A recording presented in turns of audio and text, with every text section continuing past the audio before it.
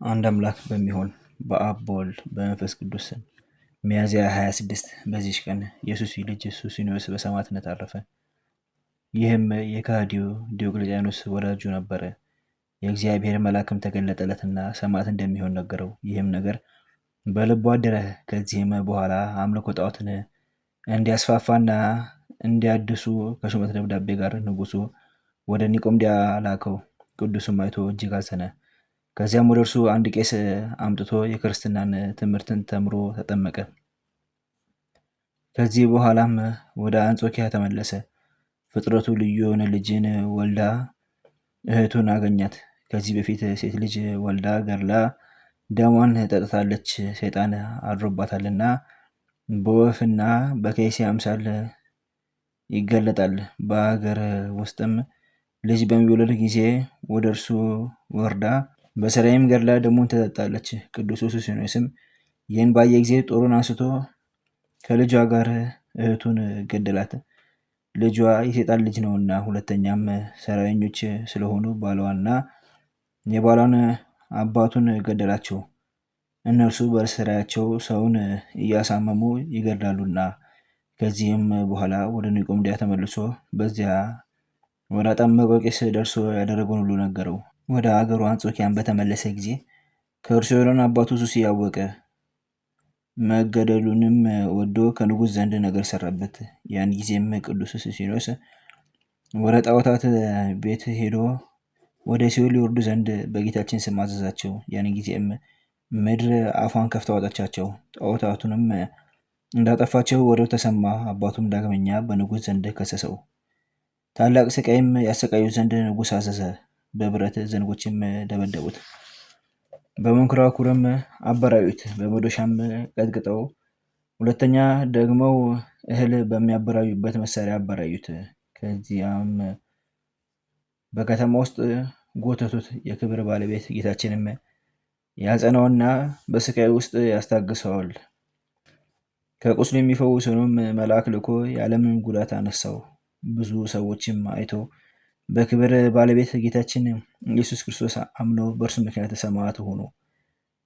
ንጉሱም ከመሰቃየቱ በደከመ ጊዜ ራሱን በሰይፍ ይቆርጡ ዘንድ አዘዘ። የሰማዕትነት አክሊልንም ተቀበለ። በስቃዩም ወራት በሰማዕትነት የሞቱት ቁጥራቸው 1109 ሆነ። ለእግዚአብሔር ምስጋና ይሁን፣ በከበሩ ሰማዕታት ጸሎት ይማረን ለዘላለሙ አሜን። በዚችም ቀን የጠራቢ ልጅ ቅዱስ ዮሐንስ በሰማዕትነት አረፈ። ይህም ቅዱስ ከነነዌ ሀገር ነው። አባቱ ጣዖትን የሚጠርብና የሚያመልክ ነው። እናቱ ግን ክርስቲያናዊት ናት። ልጅ ባጣችም ጊዜ ወደ እግዚአብሔር ለመነች። ጌታም ልመኗን ተቀብሎ ይህን የተባረከ ልጅ ሰጣት። ስሙንም በስውር ዮሐንስ ብላ ጠራቸው። 8 ዓመትም በሆነ ጊዜ የጠረበውን ጣዖት እየሸጠለት አባቱን ያገለግል ነበር።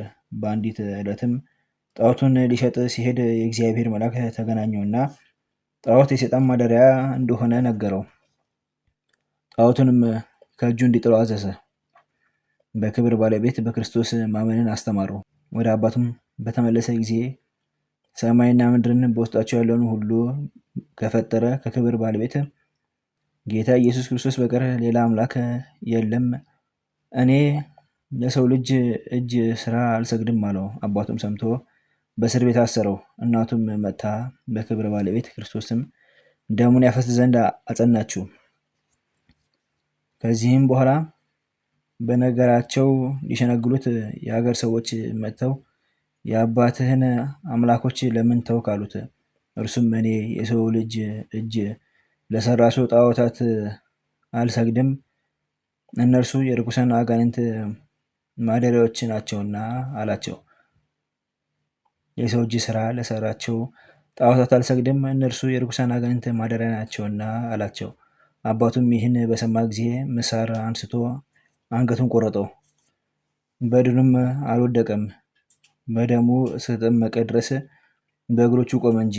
እናቱም በደሙ ተጠምቃ አቤቱ የክብር ባለቤት ኢየሱስ ክርስቶስ ሆይ የአቤልን መስዋዕት በምድረ በዳ የተቀበልክ ይህንን መስዋዕት ከኔ ተቀበላለች።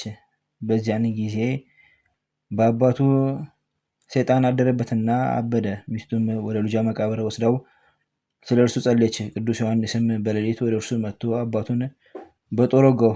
ሰይጣኑም ከእርሱ ወጣ። ከዚህ በኋላም በክብር ባለቤት በጌታችን ኢየሱስ ክርስቶስ አመነና በስሙ ተጠመቀ።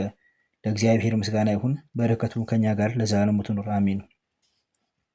በዚህችም ቀን የቅዱሳን ሰብጥራስ፣ የአባ ሰርጋና የድራይስ የምስክርነታቸው መታሰቢያ ነው። በረከታቸው ከኛ ጋር ለዘላለሙ ትኑር አሜን።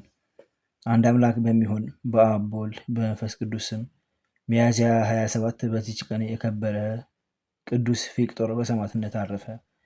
ዘአቅረብኩ ማሕሌተ ዘኪርየ አእላፈ እምነተጸምዱከ ዘልፈ ለላ ነብብ ተወከፍ ዘኔቴ መጽሐፈ እንተረሰከ እግዚኦ ጸሪቀ ወትጉፈ እምላቡ ብላን ዘተርፈ ነቢያት፣ ቅዱሳን ሐዋርያት፣ ሰበኪያን፣ ሰማዕታት ወጻድቃን፣ ደናግል አዲ ወመነኮሳት ሄራን ባርኮ ባርኮ በዛቲ መካን እስከ ረገይሊ ቆኑስ ሕፃን ለጻፈው በክርታስ ወለዛ ጻፎ ዘይደርስ ለዛምቦ ወለዛ ተርጎሞ በልሳነ ሐዲስ ወለሰማ ቃሎ በስመ መንፈስ በጸሎተ እሙ ማርያም አርቂተ ኩሉ እንባስ ወሬ ማረን ኢየሱስ ክርስቶስ። በቅዱሳኑ ጸሎት ጠብቀን፣ በረከታቸውም ከኛ ጋር ትኖር። ኦ አምላክነ በከመ ንትቀ ወአኮ በከመ መሳነ አቡነ ዘበሰማያት